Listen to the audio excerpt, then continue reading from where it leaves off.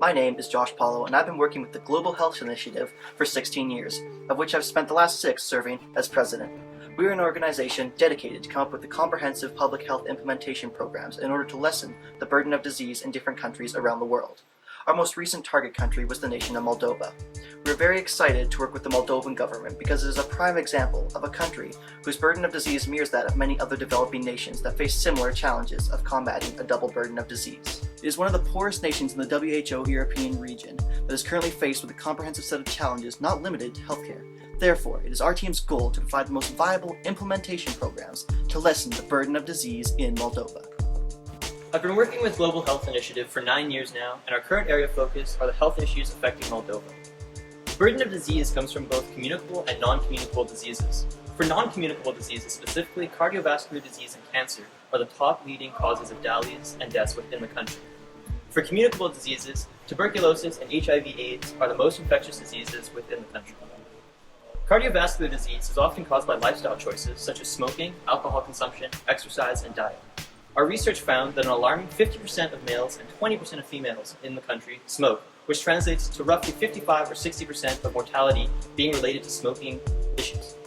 Lifestyle-associated health problems are a big issue within Moldova and need to be looked at immediately.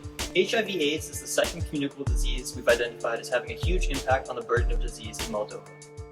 Although current prevalence is low, below 1%, we have observed an increase in incidence which will attribute to and inflate the prevalence rates in the country. This is a disease that has long-term impact on individuals both in terms of productivity and livelihood. It also primarily affects those of working age, which has a huge impact on individual income and economy of the country. The need to stop the spread of HIV is great, and now is the time to act.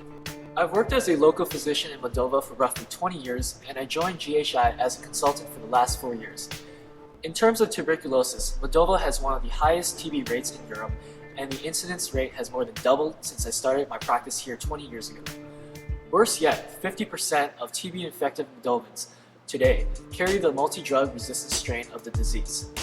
This means that individuals are not responsive to conventional TB treatment, and a much more expensive treatment plan has to be administered, which is not possible for many Moldovans. Oh, hello. My name is Public Health Analyst number 1.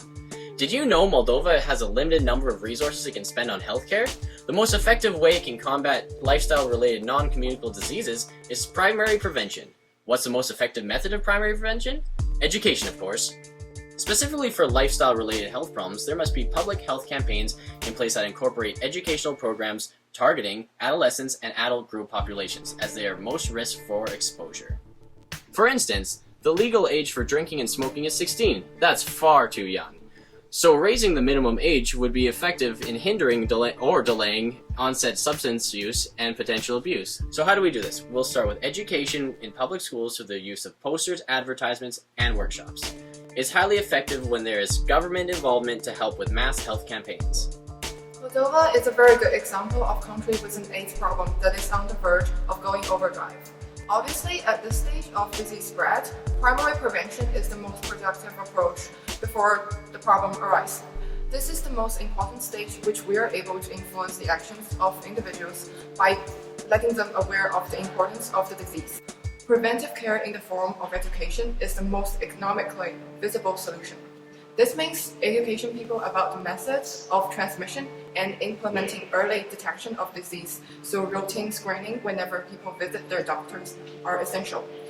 Public advertisement campaigns educate people regarding safer sex practice, such as the use of condoms, reducing the number of sex partners, and voluntary counsel and testings are essential as well.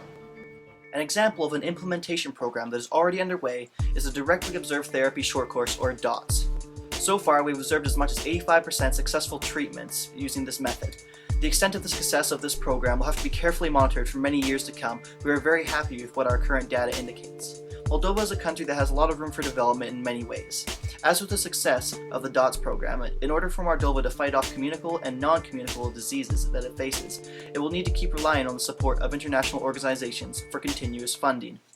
These are definitely exciting times for all of us at GHI, as well as millions of Moldovans, and we look forward to your continuous support.